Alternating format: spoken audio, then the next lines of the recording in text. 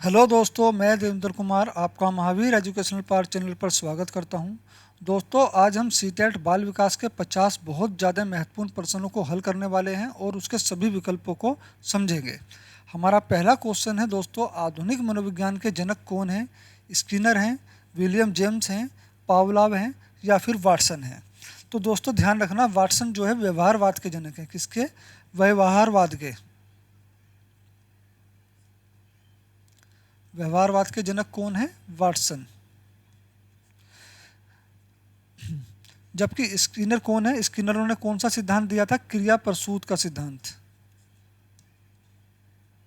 क्रिया प्रसूत का सिद्धांत किसने दिया था? स्किनर ने दिया था। लेकिन दोस्तों विलियम जेम्स जो है आधुनिक मनोविज्ञान के जनक हैं और विलियम जेम्स ने ही चेतना का धारा प्रवाह का सिद्धांत दिया। चेतना का धारा प्रवाह, ध्यान रखना इसका पूरा नाम है चेतना का धारा प्रवाह। प्रवाह सिद्धांत किसने दिया? विलियम जेम्स ने दिया। और विलियम जेम्स ने ही सबसे पहले मूल प्रवृत्ति शब्द का प्रयोग किया था। किसका? मूल प्रवृत्तियां। मूल प्रवृत्तियां शब्द का प्रयोग सबसे पहले किसने किया था? विलियम जेम्स ने। चेतना का धारा प्रवाह का सिद्धांत किसने दिया? विलियम जेम्स ने। आधुनिक मनोविज्ञान के जनक कौन है? William James. तो हमारा ऑप्शन नंबर 2 राइट आंसर हो जाएगा। क्वेश्चन नंबर 2, एरिक्सन के अनुसार मनोलैंगिक या फिर मनोसामाजिक विकास की कितनी अवस्थाएं हैं? 6 अवस्थाएं, 7 अवस्थाएं, 8 अवस्थाएं या फिर 9 अवस्थाएं? तो दोस्तों इनका पूरा नाम है एरिक एरिक्सन। Erik Erikson. तो एरिक एरिक्सन के अनुसार मनोलैंगिक या मनोसामाजिक विकास की जो अवस्थाएं हैं वो कितनी अवस्थाएं हैं दोस्तों? वो 8 अवस्थाएं हैं। वो कौन कौन सी अवस्थाएं हैं दोस्तों? विश्वास बनाम, मैं लिख देता हूं, विश्वास बनाम आत्मविश्वास, अविश्वास,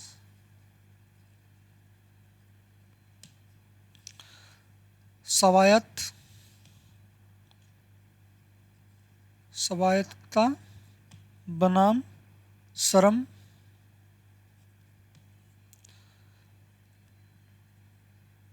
पहल बनाम अपराध बोध,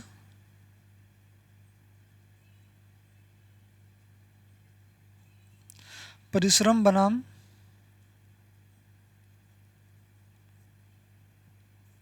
हीनता, पहचान बनाम भ्रम, लगाव बनाम विलगन, उत्पादकता बनाम स्थिरता,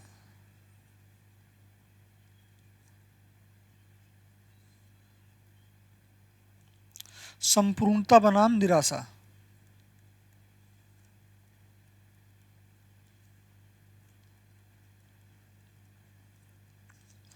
तो ये एरिक एरिक्सन की 8 अवस्थाएं हैं। तो हमारा यहाँ ऑप्शन नंबर 3 राइट आंसर हो जाएगा। क्वेश्चन नंबर 3, धीमी गति से सीखने वाले बालकों के लिए अधिक उपयोगी सिद्धांत है पियाजे का सिद्धांत, हार्वर्ड गार्नर का सिद्धांत, कोहलर का सिद्धांत या फिर थॉर्नडाइक का सिद्धांत? तो दोस्तों धीमी गति से सीखने वाले बच्चों के लिए जो अधिक उपयोगी सिद्धांत है वो है थॉर्नडाइक का सिद्धांत। वो कौन सा सिद्धांत है? त्रुटि एवं प्रयास का। त्रुटि एवं प्रयास का सिद्धांत। इसमें क्या है, बच्चे बहुत धीरे धीरे सीखते हैं और अधिगम के दौरान त्रुटि करते हैं, फिर त्रुटि करते हैं, धीरे धीरे अपनी त्रुटियों को, गलतियों को सुधारते हैं प्रयास के द्वारा। इसीलिए इसको त्रुटि एवं प्रयास का सिद्धांत बोला गया है। और ये सिद्धांत धीमी गति से सीखने वाले बालकों के लिए अधिक उपयोगी होता है। तो यहाँ हमारा ऑप्शन नंबर 4 राइट आंसर हो जाएगा, थॉर्नडाइक का सिद्धांत। क्वेश्चन नंबर 4, किशोरावस्था में चरित्र विकास प्रभावित होता है। किससे प्रभावित होता है चरित्र का विकास किशोरावस्था में? समाज से, परिवार से, मित्र समूह से, उपरोक्त सभी से? तो दोस्तों किशोर अवस्था, देखिए किशोर अवस्था एक किशोरावस्था के अन्य नाम भी हैं, जैसे किशोरावस्था को कह सकते हैं तनाव की उम्र, संघर्ष की उम्र। ये किसे कहते हैं? तनाव को, किशोरावस्था को। किशोरावस्था 12 से 18 वर्ष तक होती है। 12 से 18 वर्ष तक होती है। किशोर अवस्था में दोस्तों बुद्धि का विकास बहुत तीव्र होता है। किसका? बुद्धि का। बुद्धि का विकास बहुत तीव्र होता है या बहुत जल्दी, बहुत तेज होता है। ठीक है, इस अवस्था में बच्चे अमूर्त चिंतन करते हैं। अमूर्त चिंतन करते हैं। इस अवस्था को तनाव, तूफान या फिर संघर्ष की उम्र कहते हैं। संघर्ष की उम्र कहते हैं। ठीक है दोस्तों, जीवन का सबसे कठिन काल भी किशोर अवस्था को कहा जाता है। जीवन का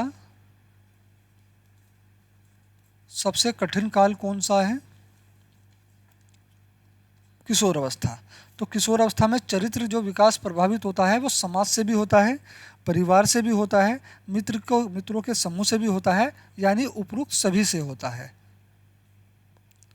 क्वेश्चन नंबर 5, बाल केंद्रित शिक्षा की अवधारणा मनोविज्ञान के किस संप्रदाय ने दी है? बाल केंद्रित शिक्षा की अवधारणा मनोविश्लेषणवाद ने, व्यवहारवाद ने, रचनावाद ने या फिर गेस्टाल्टवाद ने? तो दोस्तों बाल केंद्रित शिक्षा की अवधारणा जो दी है वो दी है मनोविश्लेषणवाद ने।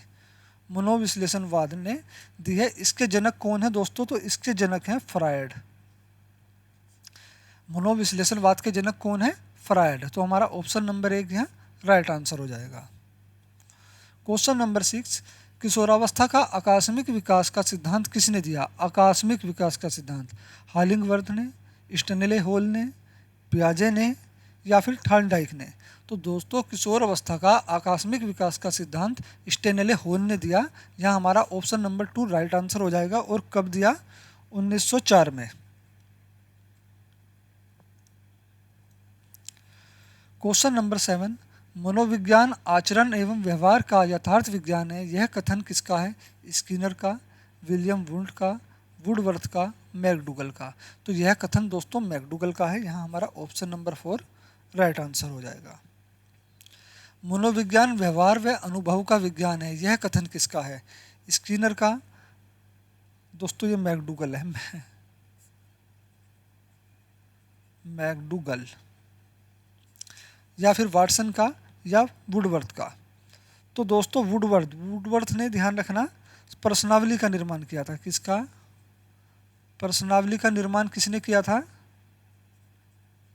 प्रश्नावली का निर्माण किया था वुडवर्थ ने। और स्किनर ने कौन सा सिद्धांत दिया? क्रिया प्रसूत का। अभी बताया था मैंने, क्रिया प्रसूत का सिद्धांत किसने दिया? स्किनर ने दिया। मनोविज्ञान व्यवहार व अनुभव का विज्ञान है, यह कथन भी स्किनर का है। यहाँ हमारा ऑप्शन नंबर 1 राइट आंसर हो जाएगा। वर्तमान में शिक्षा मनोविज्ञान किस अवस्था में है? शैशव अवस्था में, बाल्यावस्था में, किशोरावस्था में, वृद्धावस्था में? तो दोस्तों वर्तमान में शिक्षा मनोविज्ञान अभी भी अपनी शैशव अवस्था में ही है। यहाँ हमारा ऑप्शन नंबर 1 राइट आंसर होगा। आत्मसम्मान की भावना का लक्षण प्रकट करती है? बाल्यावस्था, शैशव अवस्था, किशोर अवस्था या फिर प्रौढ़ अवस्था होगी दोस्तों ये। ठीक है ना, प्रौढ़ अवस्था। तो दोस्तों ध्यान रखना, बाल्यावस्था, बाल्यावस्था जो होती है ये 2 तरह की होती है, पूर्व बाल्यावस्था और उत्तर बाल्यावस्था। जो पूर्व बाल्यावस्था होती है वो 2 से 6 वर्ष की होती है, जबकि उत्तर बाल्यावस्था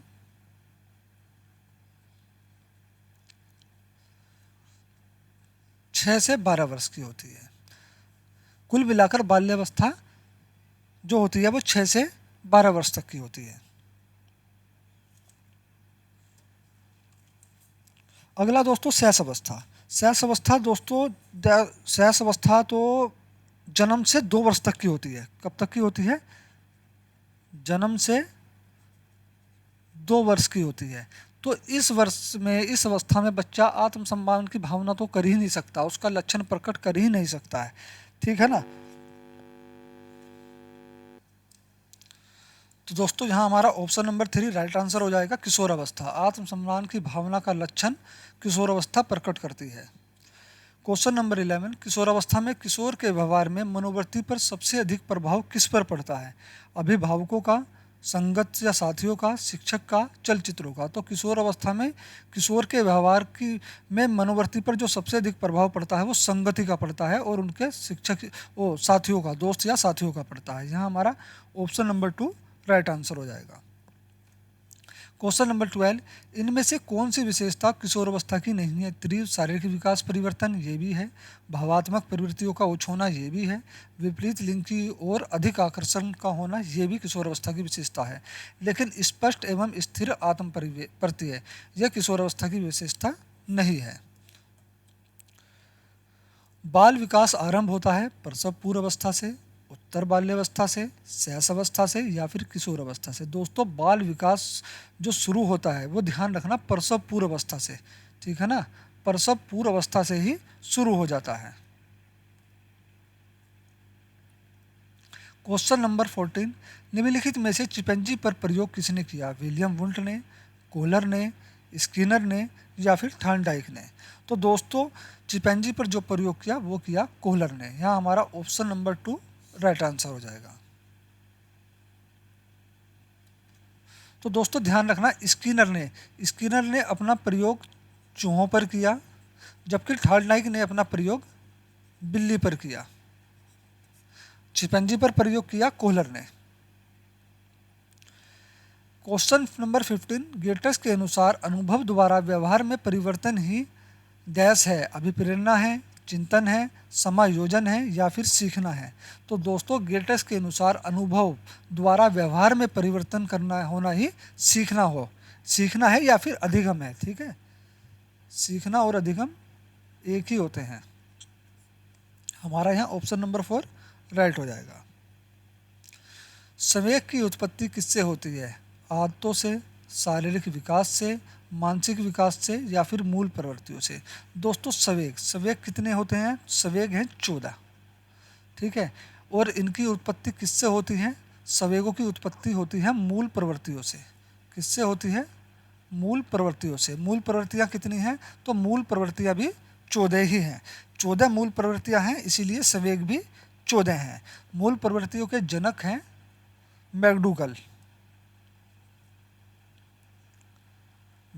कौन है? मूल प्रवृत्तियों के जनक हैं। इन्होंने बताया मूल प्रवृत्तियाँ 14 होती हैं, इसलिए संवेग भी 14 ही होते हैं। तो हमारा यहाँ ऑप्शन नंबर 4 राइट आंसर हो जाएगा। मूल प्रवृत्तियों से संवेग की उत्पत्ति होती है। क्वेश्चन नंबर 17, स्किनर किस देश के वैज्ञानिक थे? जापान के, रूस के, अमेरिका के या फिर इंग्लैंड के। तो स्किनर अमेरिका के वैज्ञानिक थे। इन्होंने अपना प्रयोग चूहे पर किया था। हमारा ऑप्शन नंबर 3 राइट आंसर हो जाएगा। क्वेश्चन नंबर 18, तत्परता का नियम अधिगम का किस प्रकार का नियम है? मुख्य नियम, सहायक नियम, गौण नियम, उपरोक्त में से कोई नहीं। तो दोस्तों ध्यान रखना है, तत्परता का नियम या फिर गौण नियम या मुख्य नियम ये किसने दिए थे? ये दिए थे थॉर्नडाइक ने। या फिर तत्परता का नियम देख लो आप, तत्परता का नियम किसने दिया था? थॉर्नडाइक ने, ठीक है। और गौण और मुख्य नियम ये दोनों भी किसने दिए? थॉर्नडाइक ने दिए।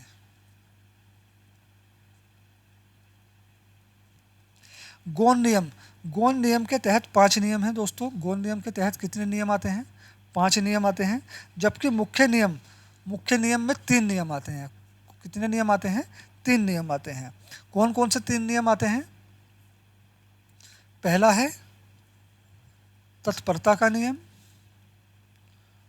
अभ्यास का नियम, प्रभाव का नियम।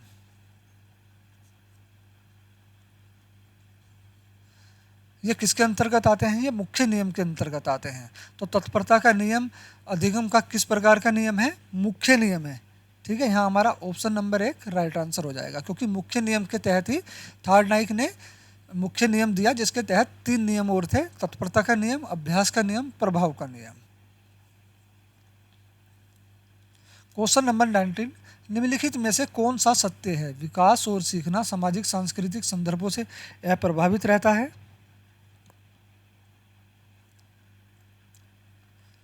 कौन सा सत्य है? ये असत्य है। शिक्षार्थी एक निश्चित तरीके से सीखते हैं। नहीं। खेलने संज्ञान और सामाजिक दक्षता के लिए सार्थक होता है। हाँ, ये हो सकता है, पर देख लें दूसरा भी। शिक्षक द्वारा प्रश्न पूछना संज्ञानात्मक विकास में बाधक है। बिल्कुल भी नहीं। ठीक है, तो यहाँ हमारा ऑप्शन नंबर 3 राइट आंसर हो जाएगा। खेलना संज्ञान और सामाजिक दक्षता के लिए सार्थक होता है। क्वेश्चन नंबर 20, मानव विकास के संबंध में कौन सा कथन गलत है? यह एक सतत प्रक्रिया है। दोस्तों, ये पूछ रहा है, ध्यान रखना कौन सा गलत है। तो मानव विकास एक सतत प्रक्रिया है या निरंतर प्रक्रिया है? निरंतर प्रक्रिया है और एक व्यापक प्रक्रिया है। व्यापक प्रक्रिया है।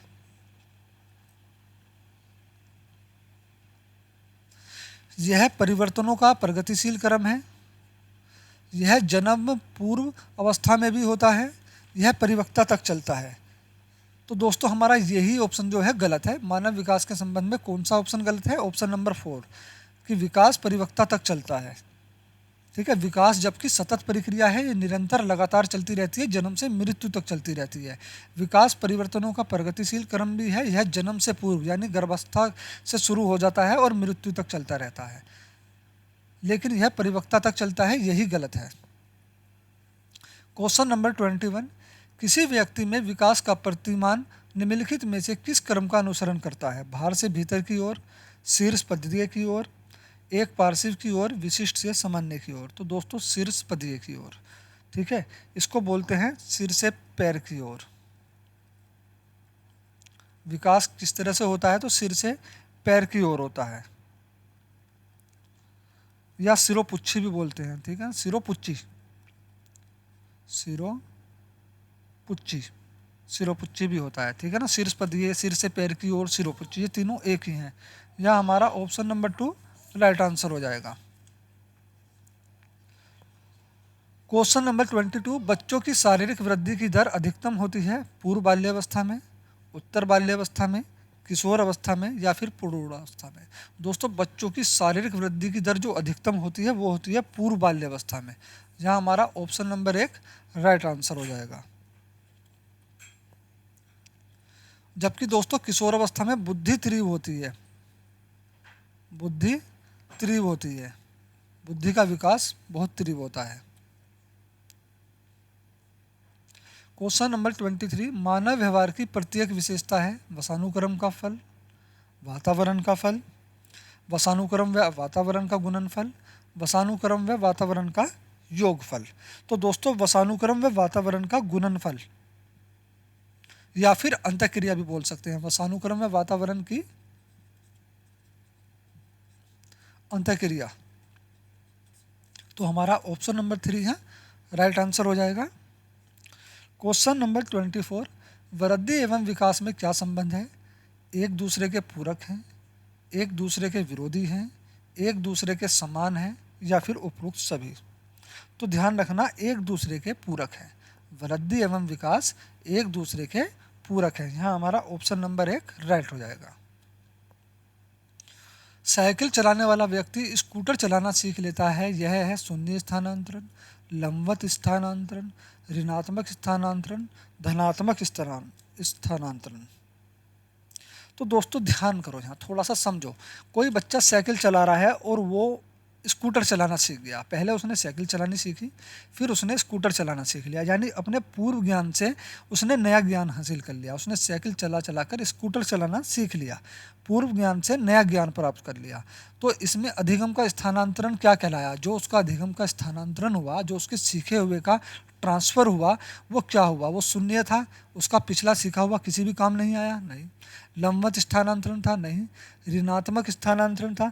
दोस्तों, ऋणात्मक बोलते हैं अगर वो साइकिल चलाने वाला स्कूटर से गिर जाता तो बोलते ऋणात्मक स्थानांतरण हुआ। जबकि साइकिल चलाने वाला स्कूटर चलाना सीख गया तो क्या हुआ? धनात्मक स्थानांतरण हुआ। ठीक है, हमारा ऑप्शन नंबर 4 यहाँ राइट आंसर होगा। क्वेश्चन नंबर 26, थॉर्नडाइक के अधिगम नियम में सर्वाधिक प्रधानता किसको दी गई है? तत्परता के नियम को, अभ्यास के नियम को, काम प्रवृत्ति को, प्रभाव के नियम को। तो दोस्तों काम प्रवृत्ति का जो है ये फ्रायड की देन है ये, ठीक है ना, फ्रायड। बाकी ये तीनों थॉर्नडाइक के जो हैं सिद्धांत हैं। तो जो सबसे ज़्यादा प्रधानता दी है वो दी है अभ्यास के नियम को। थॉर्नडाइक ने अधिगम के नियम में सर्वाधिक प्रधानता दी है किसके नियम को? अभ्यास के नियम को। यहाँ हमारा ऑप्शन नंबर 2 राइट हो जाएगा। निम्नलिखित में से आदत होती है संवेदनात्मक क्रिया, मूल संवेगात्मक क्रिया, पूर्व अनुभवों की पुनरावृत्ति, उपरोक्त में से कोई नहीं। तो दोस्तों आदत क्या होती है? देखो आदत होती है जो काम हम रोज रोज करते हैं, ठीक है, जो काम हम रोज रोज या बार बार करते हैं वही हमारी आदत बन जाती है, ठीक है। और पुनरावृत्ति क्या होती है? पुनरावृत्ति भी तो वही होती है किसी काम को बार बार करना। पुनरावृत्ति क्या कहलाती है? किसी काम को बार बार करना।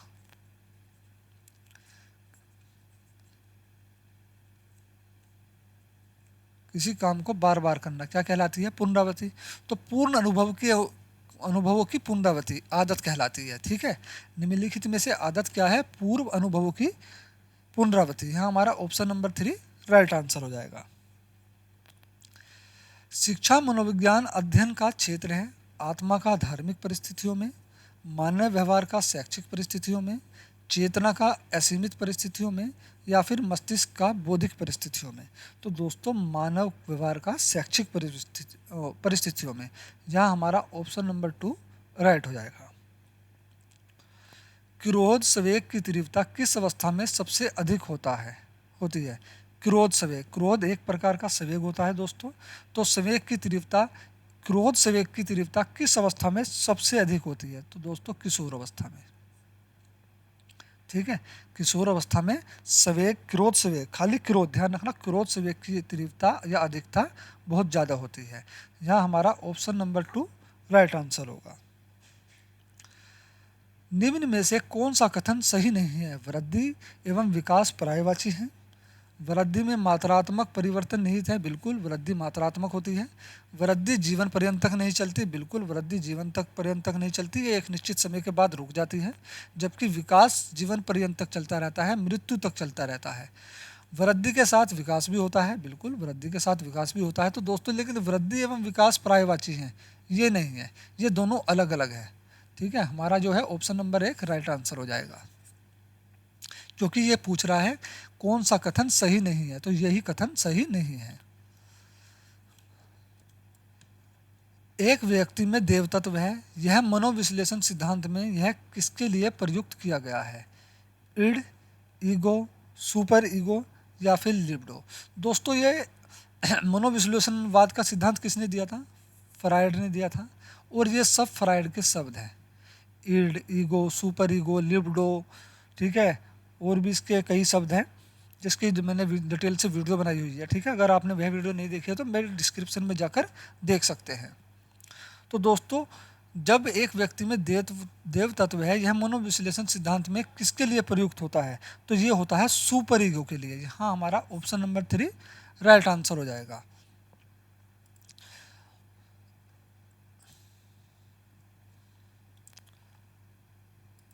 किस अवस्था में दोस्तों, किस अवस्था में आक्रामक व धारणात्मक व्यक्तित्व विकसित होता है? ऐसी कौन सी अवस्था है जिसमें आक्रामक और धारणात्मक व्यक्तित्व विकसित होता है? गुदावस्था में, मुख अवस्था में, लैंगिक अवस्था में, अव्यक्तावस्था में। तो दोस्तों ध्यान रखना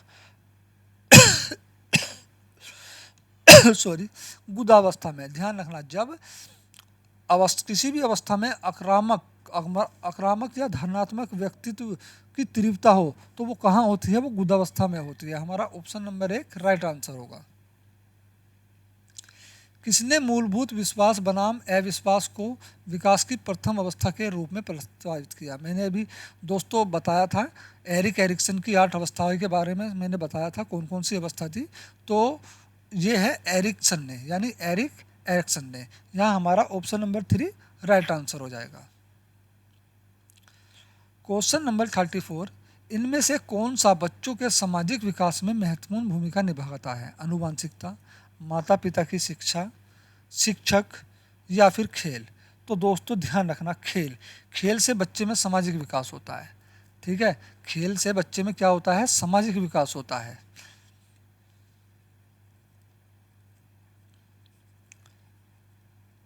खेल से बच्चों में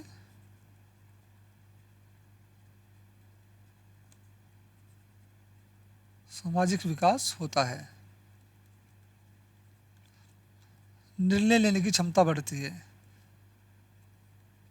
निर्णय लेने की क्षमता विकसित होती है। तो किसके द्वारा, खेल के द्वारा। यहाँ हमारा ऑप्शन नंबर 4 राइट आंसर होगा। क्वेश्चन नंबर 35, बाल मनोविज्ञान को क्या कहा जाता है। बाल वृद्धि, बाल मनोविज्ञान, बाल विकास या फिर शिक्षा मनोविज्ञान।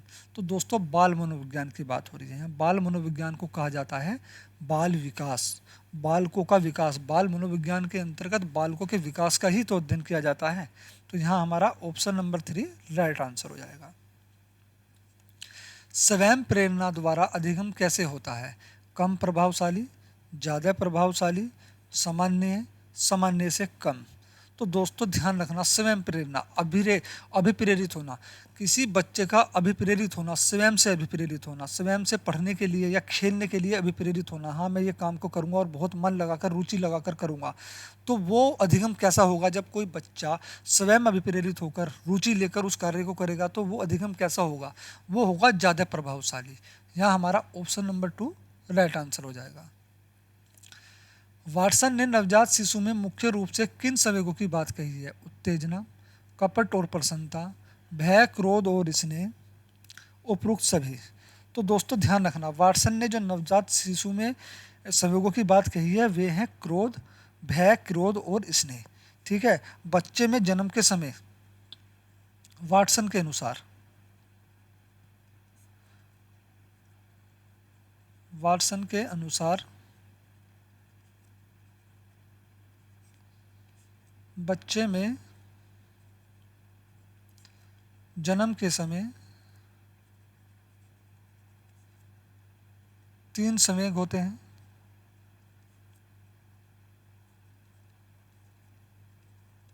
कौन कौन से, भय, क्रोध और स्नेह।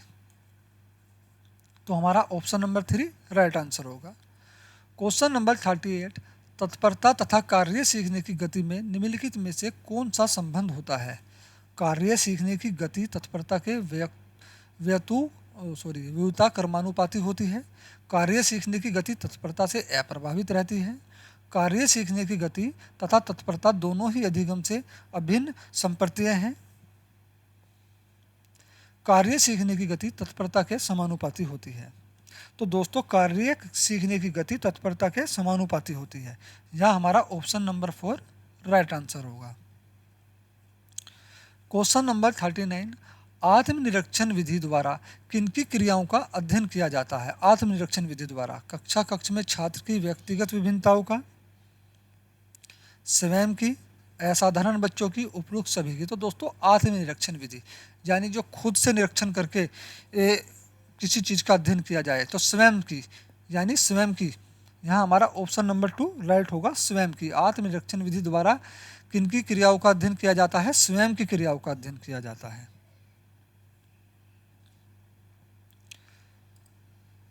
दोस्तों क्वेश्चन नंबर 40, प्रश्नोत्तरी विधि के जनक माने जाते हैं। प्रश्नोत्तरी विधि के जनक कौन हैं। मॉन्टेसरी को, पियाजे को, फ्रोबेल को या फिर सुकरात को। तो ध्यान रखना सुकरात को। प्रश्नोत्तर विधि के जनक कौन माने जाते हैं, सुकरात। यहाँ हमारा ऑप्शन नंबर 4 राइट आंसर होगा। दोस्तों फ्रोबेल किंडरगार्टन विधि के जो हैं जनक हैं।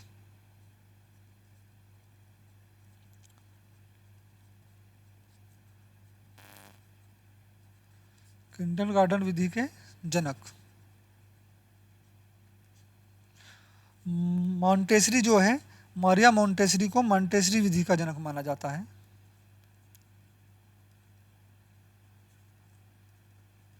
मॉन्टेसरी विधि की जनक। जबकि पियाजे ने संज्ञानात्मक विकास की अवस्था बताई है।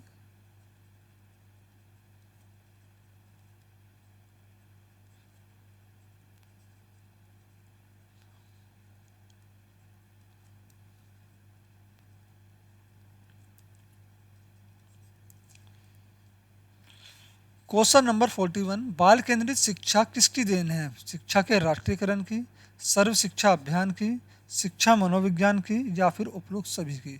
दोस्तों, बाल केंद्रित शिक्षा शिक्षा मनोविज्ञान की देन है।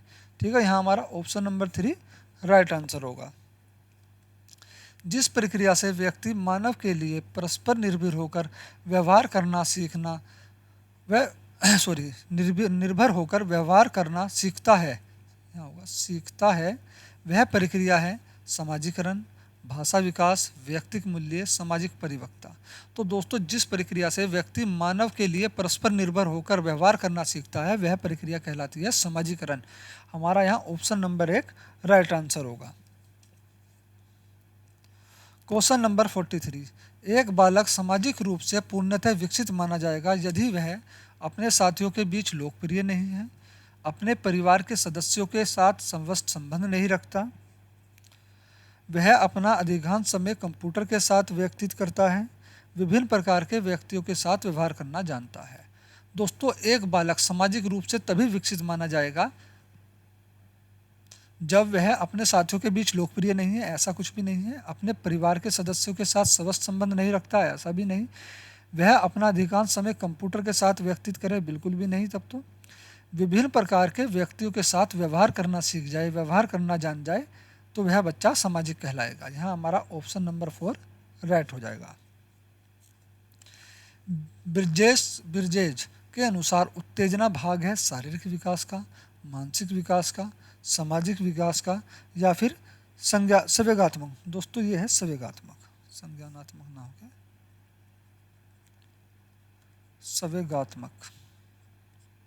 संवेगात्मक विश्वास का। तो दोस्तों, ब्रिजेज के अनुसार उत्तेजना संवेगात्मक विकास का भाग है। यहाँ हमारा ऑप्शन नंबर 4 राइट आंसर होगा।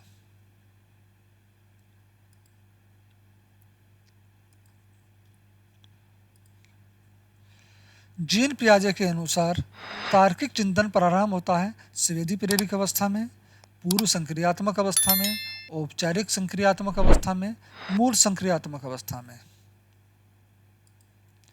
तो दोस्तों, पियाजे के संज्ञानात्मक विकास की अवस्थाएं हैं।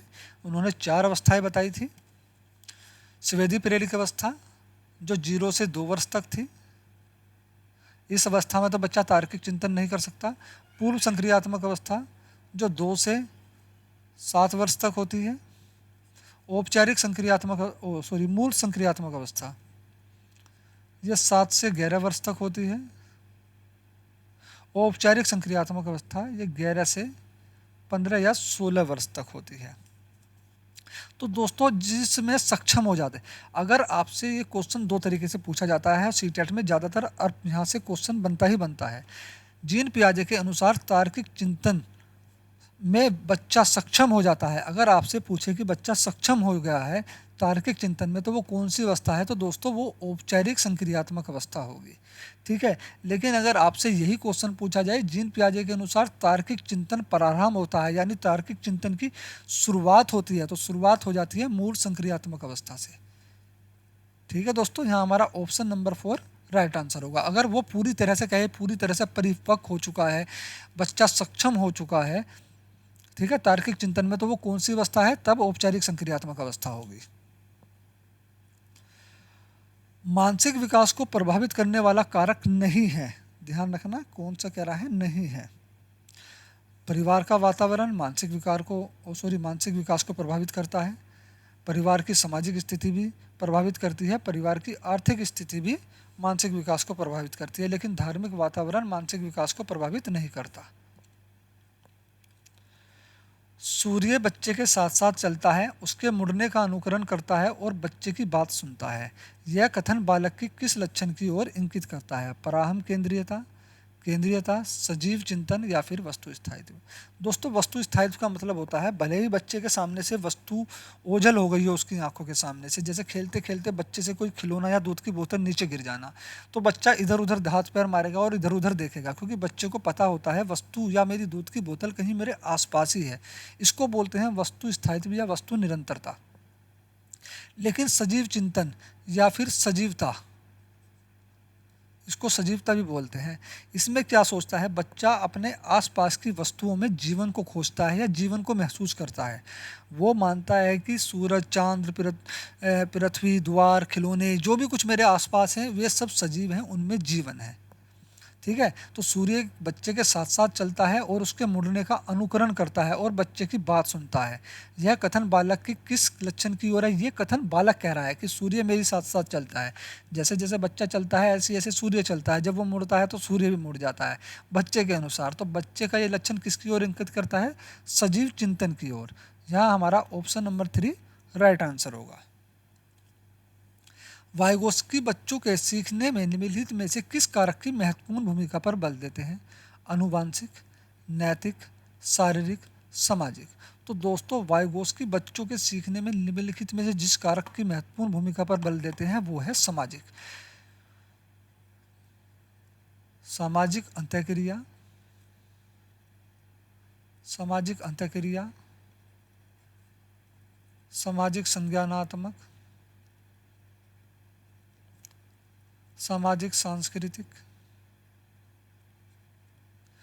का सिद्धांत किसने दिया? वाइगोस्की ने दिया। समाज से संबंधित जितने भी क्वेश्चन होते हैं वे वाइगोस्की के अंतर्गत ही आते हैं। ठीक है ना, अगर कोई क्वेश्चन वाइगोस्की के अंतर्गत समाज से रिलेटिव पूछा गया है तो उसका आंसर सामाजिक या वाइगोस्की होगा।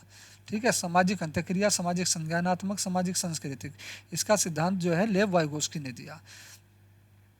तो यहाँ हमारा ऑप्शन नंबर 4 राइट आंसर हो जाएगा। सामाजिक, सामाजिक कारक की महत्वपूर्ण भूमिका पर बल देते हैं।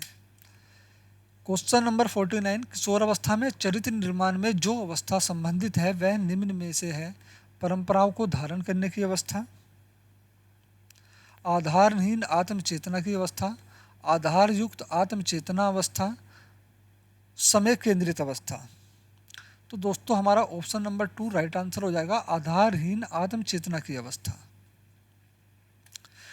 दोस्तों हमारा आखिरी का प्रश्न है क्वेश्चन नंबर 50, एक औसत बुद्धि वाला बच्चा यदि भाषा को पढ़ने एवं समझने में कठिनाई प्रदर्शित करता है तो यह संकेत देता है कि बच्चा डैश का लक्षण प्रदर्शित कर रहा है। दोस्तों बच्चे में कौन सा लक्षण है, किसका लक्षण बच्चे में प्रदर्शित कर रहा है? एक औसत बुद्धि वाला यानी सामान्य बुद्धि वाला बच्चा जो अपने कार्य को ठीक तरह से कर सकता है, अपनी उम्र के अनुसार, अपनी क्षमता के अनुसार अपने कार्य को कर सकता है, लेकिन वो बच्चा भाषा को पढ़ने और समझने में कठिनाई महसूस कर रहा है। तो ये किसकी ओर इशारा करता है? डिसलेक्सिया, डिसग्राफिया, डिसकैलकुलिया या फिर अफेजिया? दोस्तों सबसे पहले अफेजिया को समझिए। अफेजिया जो होता है गति समन्वय विकार होता है, गति समन्वयन, गति समन्वयन विकार होता है। अगर किसी बच्चे में गति समन्वयन विकार है या गति समन्वयन वैकल्य है तो वो किसकी ओर प्रदर्शित कर रहा है या क्या प्रदर्शित कर रहा है? अफेजिया को। ठीक है, उसको कौन सा विकार है? उसको अफेजिया विकार है। इस रोग में बच्चा जो है अपने हाथ पैरों में या चलने में, कूदने में, बॉल को पकड़ने में, बॉल को लात मारने में सामंजस्य स्थापित नहीं कर पाता। ठीक है, डिसकैलकुलिया, दोस्तों डिसकैलकुलिया से ध्यान रखना, कैलकुलिया से कैलकुलेटर बनता है और कैलकुलेटर से हम गणित को सवालों को हल करते हैं यानी कैलकुलेशन करते हैं। तो अगर कोई बच्चा गणितीय संक्रिया में, कोई बच्चा गणितीय संक्रिया में कठिनाई महसूस कर रहा है तो वो कौन सा विकार से पीड़ित है? डिसकैलकुलिया से। डिसग्राफिया, दोस्तों ग्राफ, ग्राफ ध्यान रखना चार्ट पर ऐसे बनता है, ऐसे बनता है ना। ग्राफ का काम होता है यानी लिखना, लिखने से संबंधित, ठीक है ना, लिखने से संबंधित अक्षमता, लिखने से संबंधित अक्षमता। अगर कोई बच्चा लिखने से संबंधित कठिनाई पेश कर रहा है या लिखने में उसको कठिनाई महसूस हो रही है तो उसको कौन सा विकार है या कौन सा लक्षण प्रदर्शित कर रहा है बच्चा? डिसग्राफिया का। लेकिन यदि कोई बच्चा भाषा को पढ़ने में और उसको समझने में कठिनाई महसूस करता है तो वो कौन सा लक्षण प्रदर्शित करता है? डिसलेक्सिया। यहाँ हमारा ऑप्शन नंबर 1 राइट आंसर हो जाएगा, डिसलेक्सिया। कभी कभी इसको पठन संबंधी भी पूछ लेते हैं, बट पठन संबंधी विकार कौन सा है? तो पठन संबंधी विकार डिसलेक्सिया है। दोस्तों आज की वीडियो हमारी यहीं पर समाप्त होती है। वीडियो अगर आपको अच्छी लगी हो तो प्लीज़ वीडियो को लाइक करें, शेयर करें, चैनल को सब्सक्राइब करें, साथ में बेल आइकन प्रेस कर लें ताकि हमारी आने वाली सभी वीडियो की नोटिफिकेशन आपको मिलते रहें। दोस्तों किसी भी प्रतियोगी परीक्षा के लिए या फिर सीटेट की प्रैक्टिस के लिए आप हमारे महावीर एजुकेशनल पार्ट चैनल को ज़रूर सब्सक्राइब कर लें। वीडियो देखने के लिए धन्यवाद।